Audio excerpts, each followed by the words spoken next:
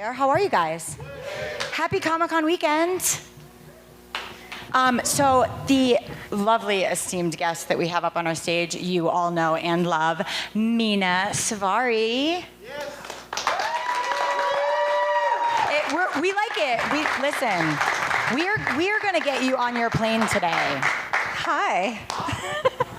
So just cute. so you guys know, obviously there's a microphone. So whenever you have a question, feel free to get up on the microphone, and I will just ask what your name is before you ask your question, if you guys are cool with that, so we know who we're talking to. Mena, welcome to Colorado. Have you been here before? I actually was here when I was in my teen years. My brother was he was in the Army, so he was stationed here for a little bit. So I did come here. I don't remember where it was. It's been a long giant time, state. but technically I've been to Colorado Springs before. Nice. And we are also from the same state, which I thought was really cool because Yes. it is the smallest state, Little Rhode Island. Yes. Okay, Big props to Rhode Island. I think Colorado. they make good women. I'm just saying. I think Rhode Island makes good women. I might be biased. Big things come out of Little Rhode Island. I think so. Yeah. Okay, so my first question is going to start with, you have had such an amazing and extensive career in both TV and film. Thank you. Do you find TV or film to be more challenging than the other, or do you like doing both equally? It's a great question. I do ultimately love the work, regardless, and I'm always really grateful for it. I'm grateful for the fact that I sort of came up in a time where there was more of a dividing line between film and television, and you've really seen things progress. There's a lot of crossover. There's not as much stigma as I think there used to be. And that's exciting to me because I feel like there's so much opportunity in both areas regardless, and especially for the type of roles and content. I guess I would say, so I really love both, but I guess I would say it's nice to have the opportunity to really grow with a character.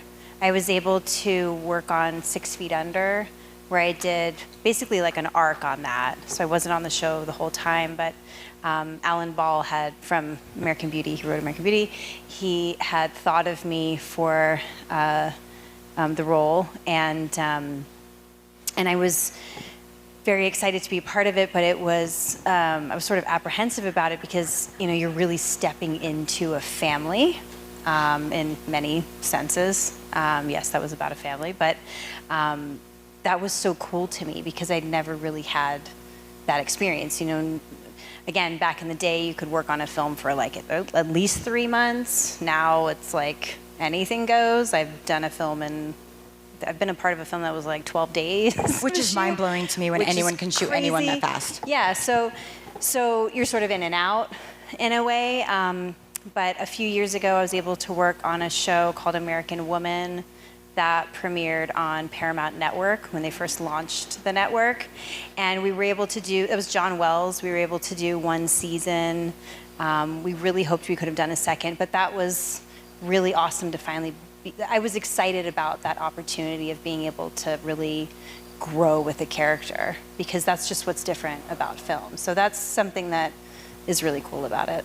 And American Woman was amazing. I was so sad not to see a second season because all of your characters were beautiful and different and unique and empowering. And I think that as a woman, I always want to see those. I mean, yes, I want to see broken women too, because as a woman, we all are broken sometimes.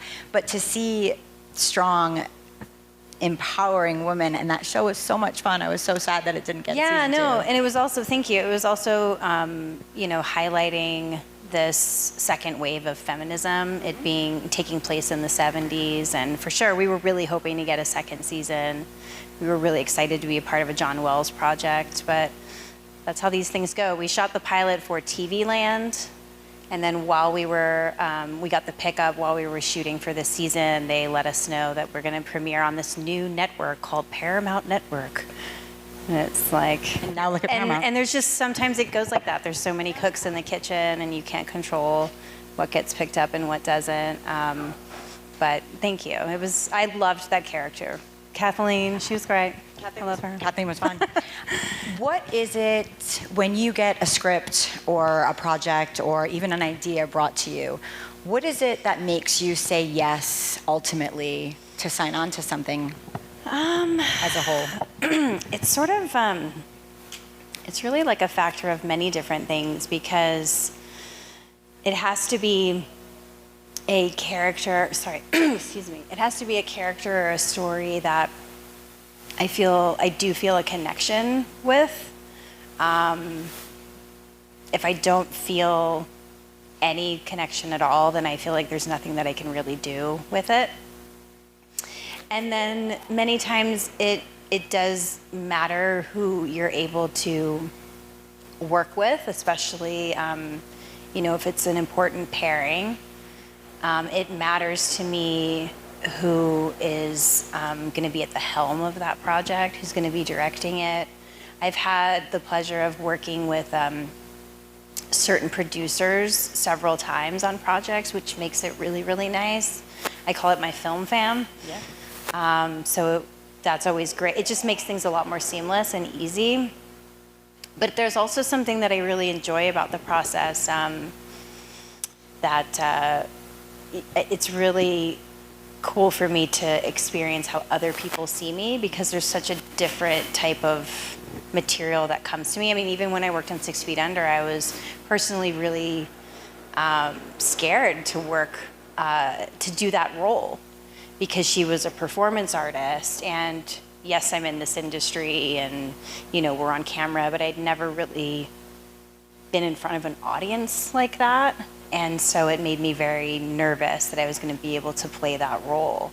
But I not only appreciate but embrace those moments, because there's a beautiful symmetry between the types of work that's come my way and the things that I've needed to learn or experience in my life. Like, there's this really wonderful opportunity for growth, and so I've always tried to face that, and that's what's fun. That's part of what's fun about what I do.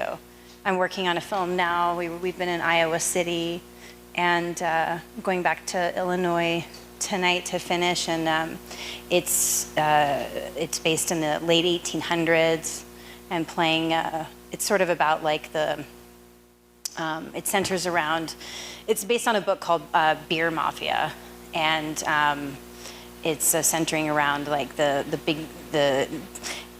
immigrant brewery companies, and I play a woman of temperance, which was it's been really, really exciting for me, but I've never played anything like that. And I had actually worked with our producer on a project in Winnipeg earlier this year, and he was prepping for this film, and he was reading the script, and he was saying that I was the only one that he kept thinking of for it. And so again, it's exciting for me to experience those moments and now I'm being able to kind of embrace that and tackle that in a space that I never worked on. So it's a mix of all of that kind of stuff. I love that. Yeah. Hi, what's your name? Hi, my name is Drew. What's your question, Drew? So, welcome. Hi, Drew. My question is you got to work as Elizabeth Short on American Horror Story for a couple Yeah. episodes. How is your experience working with Ryan and Brad? Oh, incredible. I was actually a huge fan of the show before I got the opportunity to be on it. So I was definitely fangirling out for a moment. I was really, really excited. I've had this weird thing in my career where I've played a lot of real life people. I'm not quite sure what that means, but it was awesome to be a part of the project. I was really excited, but I was definitely a little, again, apprehensive about playing her, and just having this sense of wanting to, I don't know, do right by her in a way. So I had some personal moments with that. But it was really exciting because we were shooting in LA, don't really get to do that much. And just the locations were incredible. And I remember also, and I love really transforming too. I love when I've been able to work on projects and people don't recognize that I've been in it.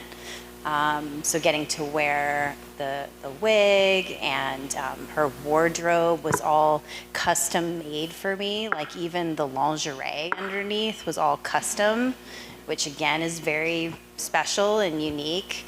And then also being able to, again, not wanting to like dismiss her in any way and the tragic horror story that happened to her, but again, part of that transformation process, I love playing with like prosthetics and like I love that. That's really cool.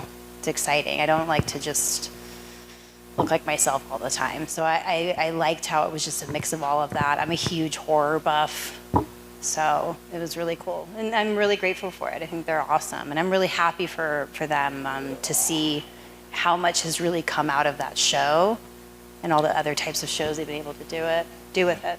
It's beautiful. Thank you so much. Yeah. Thank you. Yeah. Of course. What is your name, sir? Hi, I'm Rob, and I was going to actually ask about American Horror Story, but now I'm going to pivot. Yeah. Because, again, 6 Feet Under was one of my favorite shows ever. And do you prefer, for your process as an actor, to play a character that's kind of your own creation from scratch, or do you like playing someone that you kind of have a reference for that you can kind of go off of? That's a great question. It's a great question because it's certainly such an honor to be thought of, to be able to play somebody real life. But then it is a lot more nerve-wracking for me because it feels like there's a huge responsibility around it. I'm going up to Portland, or just outside of, just outside of Portland. They have a film festival the middle of next month. And they're doing sort of like a retrospect on my career, and they asked for, they're showing a Project Razor that I worked on, but then they also asked for me to pick a film to show, and I picked Grace and Grit, which is a film that's based on, well, it's an incredible book, number one, but it's written by Ken Wilber, who is a philosopher of our time, and it's based on his first wife, who died of cancer very young. And that was very intense for me to be a part of. I heard he's coming to this festival, and it makes me very nervous to meet him. There's always just that weird kind of thing where I'm hoping so much that it does that justice, that I do well by those people. So I think it's a lot more challenging than like when you don't have that responsibility. You can really just kind of, you can create, you can work with everyone to figure out, what you want that to be, and you don't have that pressure, I guess. Yeah. Nice. Awesome. Thank you. Yeah. Thank you. I imagine trying to take on anyone else's life that, especially, Nicole Brown, for instance, there wasn't a person in America that didn't think they knew everything about her. Yeah. And taking on a character like that has to be almost like, I can't even imagine the anxiety that of wanting to do that person justice. That has to add so much more pressure. Yeah. I've had this weird, trajectory of like playing people that either something horrific has happened to, or has passed young, or an important story to tell. And I try not to think about it too much. I think that's just how I live my life. I try to be really open, no matter how afraid I am, and just kind of go for it and trust and believe, and, and just really like live in the gratitude of all of it. That's really what guides me. Yeah. So. Keeps the pressure off. Hi, what's your name? Hi, I'm Phil. Hey. I'm curious to see if you tell us any, a little bit about working on some of your earlier stuff like American Pie. Yeah. I grew up with some of those. I watched American Beauty last night. Fantastic film. Yeah. Right? But, I really enjoyed all of the movies, but the first one really had a special bit because, you were such a pivotal character in that. So I'd love to kind of hear you talk about it that a little bit. Yeah. And if there's anything specific that you want to know, that was my first studio film that I had worked on. I had worked on a film before that called Nowhere that Greg Araki directed, and I came out to LA in '94. I was sort of auditioning throughout high school and sort of worked my way up through national commercials to like guest star, like Boy Meets World, ER, Chicago Hope. Yeah. I was like, I think Which you did Chicago Fire was too. it back then? I think there was a Chicago Fire Hope. episode as well. And then, so I was just sort of in high school, just auditioning. And then when I graduated high school, I wanted to take, in my like adult opinion, I was like, I want to take some time off and really figure out what I want to do. And I just kept acting, and I booked American Pie. So I just turned 18. Yeah, it was this summer. And I was just so green to the industry. I didn't really, because I worked on American Pie and then American Beauty back to back. And I didn't have this sense of like, which I think a lot of our other cast, even in American Pie, had. Thomas Ian Nicholas had been in it since he was a lot younger. I know Tara Reid had been working before. And I just didn't have this sense of like looking at a script and thinking, oh, this is gonna be a hit.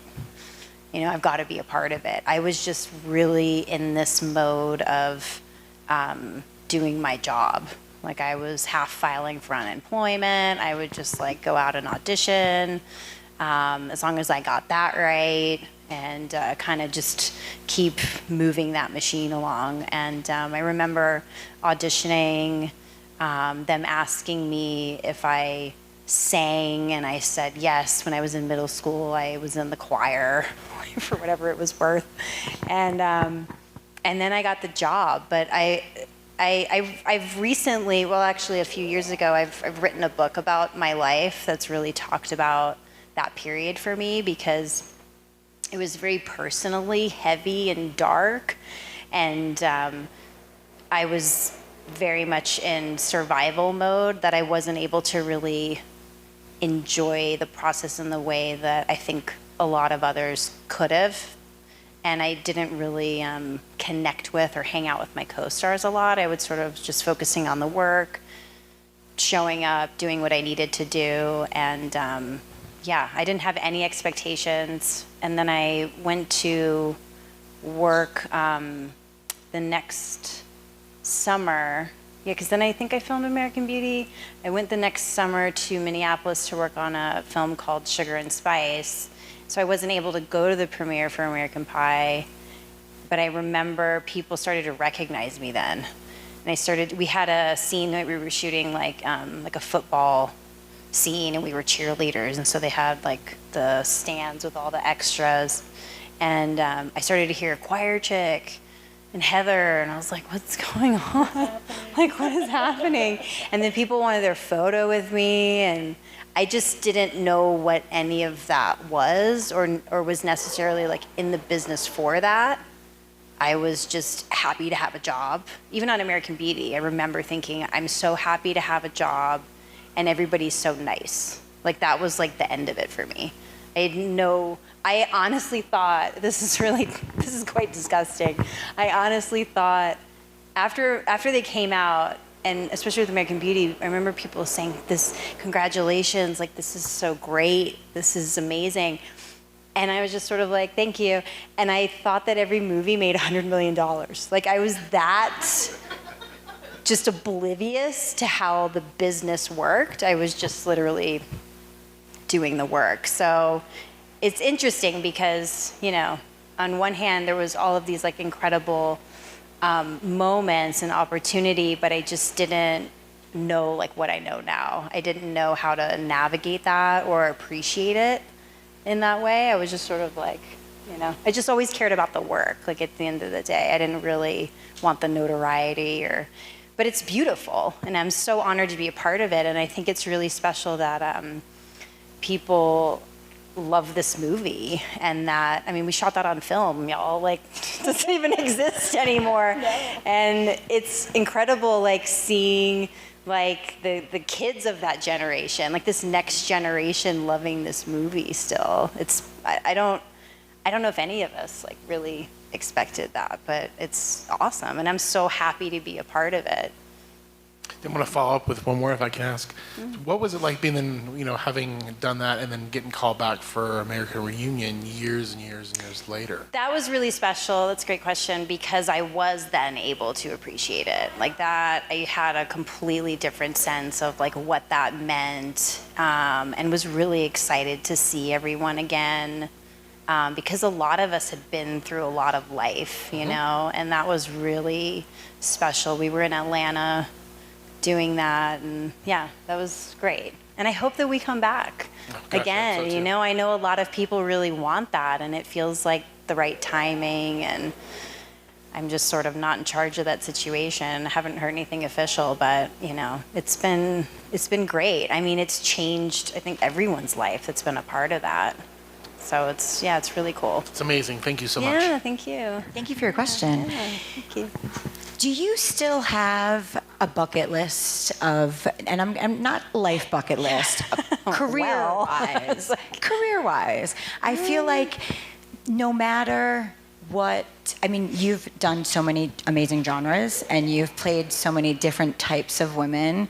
Do you have bucket lists of certain projects or franchises or maybe certain directors? Or maybe directing more yourself. Like, know, do it's you funny. still have bucket lists? People ask like me about that, and I've always felt more passionate about producing. So currently, I've been involved in development a bit more. I have a project that a writer and I have been pitching, trying to find the right producing partner to get out there that I would star in. But I think about, I've never done anything sci-fi, ironically enough, and I think that would be really great. And then I was recently working on a project earlier this year, and my co-star, again, just thought of me and was like, I'm going to send you this script. We should do this. And I really, really like it. But I've attached myself now to it, and so I'm going to be helping to develop that one and get it off the ground. But it's a Western, and I'd never done anything like that. Yeah. I was sort of like, yeah, send it to me. Let me read it. And I was like, oh, I really, really like this. It's really, really good. Written by a woman, about a mother who goes out to basically save her family. And yeah, a lot of that spoke to me. So that would be a genre that I'd never worked on. But other than that, I mean, I'm really, really open. I think it would be great to be on a show. I really would like that experience, to find something that's like the right fit and really have that experience of going more than one season would be really nice to grow with a character.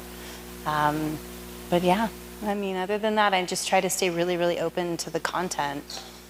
And telling good stories, because I think that's so important. Like, there's a lot of great, just fun popcorn movies, but then I think there's such a unique ability to be able to tell a story from the ground up that I imagine producing has to be really fun on that aspect of it. Yeah, because I just love I love the collaborative effort. I don't know why. It's not like I'm opposed to directing, but that's just something that I've been really, really passionate about. Like, just working with people to be creative, to get something off the ground.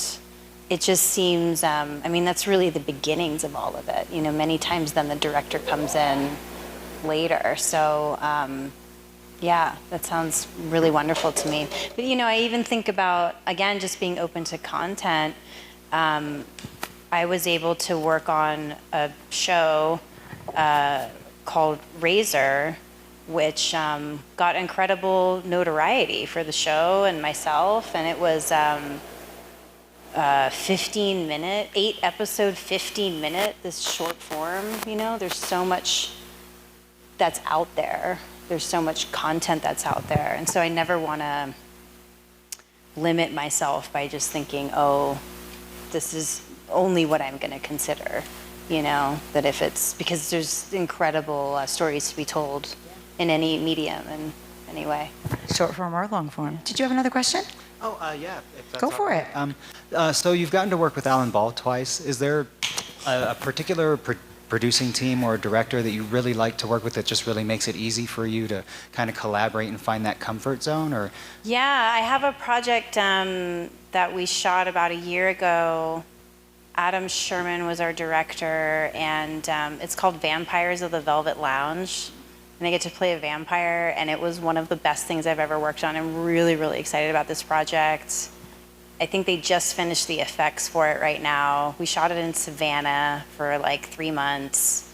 And I was able to work with the producing duo on that is Marcus Engelfeld and George Lee. So Marcus and George, and they're like family to me. I met them on a project called The Accursed that Kevin Lewis directed. And then they called me in for Vampires. And then I just worked with them earlier this year on a project called Rough Draft with Jeff Fahey, who's the one who told me about the Western. And so it's like that kind of family unit. And I remember George like picked me up from the airport. He like took me to the airport when I wrapped. He's always asking like, how's your family? I mean, we're literally like, I love you, I love you. Like that means so much to me because it's important to have that in the industry, and I think really fight for that because there's so much, can I swear? Yeah. There's so much bullshit. There's so much negativity, and there's just, there's a lot of that going on that I really, really enjoy being able to work with people that really care about what they're doing and really care about their crew. It's incredible. You know, they really care about like who they're hiring. So it's just always that same like family vibe, and everybody's in it to make the art, because it hasn't always been like that. Certainly wasn't like that back in the day. I was going to say I think that's rare in Hollywood. Period. I don't know if it's rare anymore, but like I feel like it was back in the day, you know? Like, I mean, everybody's kind of different. Everybody has different ways of working, but I love feeling connected to the crew. Like, you don't have to not look at me or like not talk to me. Like, there's some people that want to work like that. And the more family and friendly it is, it's just a better result, I think. Gives you a better environment to be better at your jobs. Yeah. Because everybody's in it in some way, you know? Everybody is,